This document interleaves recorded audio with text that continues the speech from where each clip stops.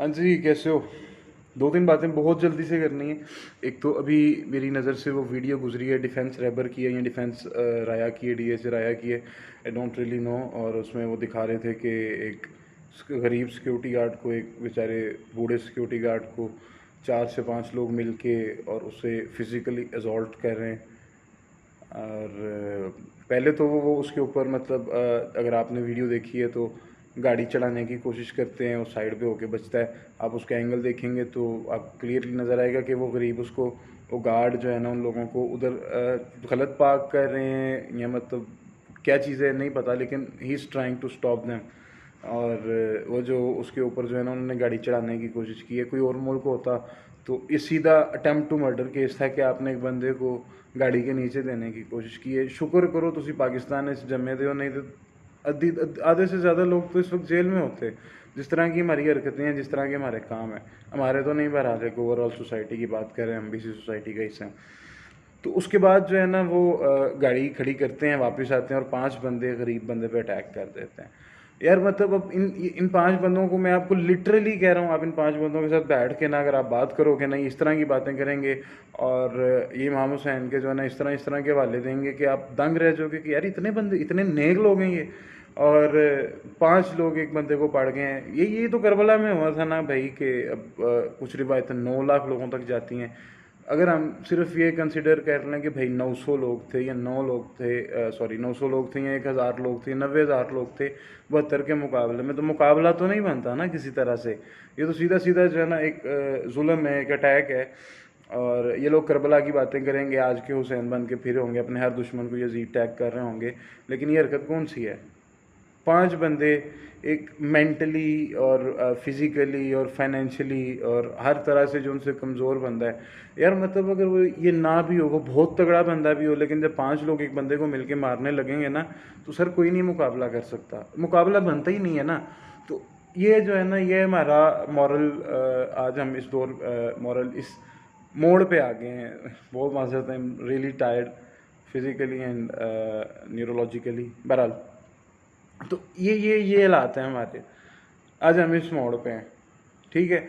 और अगर कोई बंदा एक अकल वाली बात करेगा, कोई बंदा इनमें सेंस डालने की कोशिश करेगा, तो उसके अगर वो यूट्यूब पे वीडियो कर रहा है तो उसके कमेंट सेक्शन में ऐसी ऐसी गालियाँ हैं जिसका कोई हिसाब नहीं।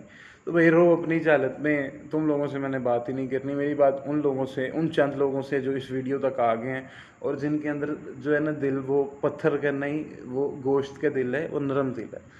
दूसरी बात करनी है, एक काफ़ी लोग उसको डिफरेंट हवालों से जानते हैं। ज़करिया नाम का लड़का था, या ही इज़ क्रॉस ड्रेसर और ट्रांसजेंडर, और ज़करा के नाम से उसकी आईडी थी। उसकी एक वीडियो चढ़ती है उसकी आईडी पे, ठीक है। और उसके अंदर वो कहता है कि I was being forcefully throne into therapy multiple times. और जो चीज़ मैंने देखी है वो ये है कि उसकी जो फिज़िकल अपीयरेंस है, he used to be much skinnier, ठीक है। और अब मतलब उसका मुंह फूला हुआ है और वो मतलब पहले से हिज लॉट चेंज। तो उसने कहा कि जी मेरे साथ ये 5-7 चीज़ें उसने बताई कि ये मेरे साथ मेरी फैमिली ने की हैं, और जिधर मुझे थेरेपी के लिए भेजा था, जिधर मुझे जिस रिहाब सेंटर में भेजा था, उन लोगों ने मेरे साथ ये किया। कुछ देर बाद वो वीडियो डिलीट हो जाती है, एक नई वीडियो आती है माफ़ी की कि ये मेरी जो है ना मैंने रॉन्ग वीडियो चढ़ाई थी। उसके बाद एक वीडियो वो अपने पेरेंट्स के साथ बनाता है। तो उसको इस नहज पे लेके आने वाला कौन है? यार हमारी सोसाइटी का ये मसला है जो कि पता नहीं कब तक, सोसाइटी का नहीं बल्कि पूरी इंसानियत का मसला है, ह्यूमैनिटी जो है उसका ये मसला है कि हम लोग ये चाहते हैं कि जो मेरा बिलीफ है ना वो हर बंदे का बिलीफ होना चाहिए। ये पता नहीं है, कोई ज़हनी खलल है, कोई दिमागी मर्ज़ है जो हमें शदीद तंग कर रहा है कि अपने बिलीव्स को हम दूसरे लोगों पे थोपना चाहते हैं। हम चाहते हैं कि भाई जिस चीज़ को हम बिलीव कर रहे हैं पूरी दुनिया का जो है ना यही बिलीव होना चाहिए, और यही बिलीव जो है ना वो निजात का रास्ता है, जन्नत का रास्ता है। सर देखें, इस तरह नहीं होता, इस तरह नई चीज़ें चलती। मैं आपके बिलीव्स को रिस्पेक्ट करूँगा सिर्फ एक शर्त पे, सिर्फ एक शर्त पे, you will have to respect my beliefs. या आप नहीं भी रिस्पेक्ट करते, आप तनकीद करो तो फिर भाई मेरे लिए भी तनकीद के रास्ते खुले रखो ना। हम चाहते हैं, हम सिंगल वे ट्रैफिक चाहते हैं कि हमारे मुंह से जो गाली जा रही है ना वो जाए, लेकिन वापसी पे गाली ना आए। और दूसरी तरफ से हम ये एक्सपेक्ट करते हैं कि दूसरी तरफ से हमारे लिए दुआएं आएँ और हम किसी के लिए कोई अच्छे नेक अल्फाज नहीं कहना चाहते। तो सोसाइटल प्रेशर और ये सारी चीज़ों से एक बंदे की ज़िंदगी तबाह हो रही है, लेकिन उस पर कौन बोलेगा? ठीक है, हम कुरान की आयतें तो सुना देंगे कि जिसने एक इंसान की जान बचाई उसने पूरी इंसानियत की जान बचाई, लेकिन हम किधर बचाते हैं हर किसी की जान? मैं लाहौर में रहता हूँ, अंदरून के पास, और मतलब आप अगर अंदरून की गलियों में गुजर रहे हो ना, हर किसी दूसरे थड़े पे कोई नशे ही पड़ा हुआ है। उनका कोई वाली वारिस नहीं है, कोई पुरसाने हाल नहीं है, तो बंदे तो मार रहे हैं भाई। और ये सिर्फ थड़ों की बात नहीं है, बंदे अपने घरों में भूख से मार रहे हैं जो हमने हालात कर दी हैं। लेकिन इस हालात का जिम्मेदार कौन है? तुम और मैं, हम लोग हैं, इसके अलावा कोई भी नहीं है ना।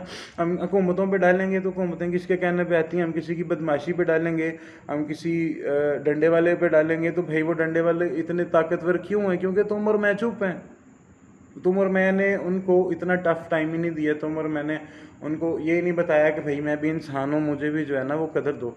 बहरहाल बात लंबी हो गई है, 2-3 जो बातें आप तक पहुँचानी थी वो मेरे ख्याल में मैंने कन्वे कर दी हैं। बाकी अगली वीडियो में बहुत सी बातें करनी हैं। ये जो है ना, दिल जला हुआ है मेरा नहीं, पूरे पाकिस्तान का, आपका भी, सुनने वालों का भी। शुक्रिया।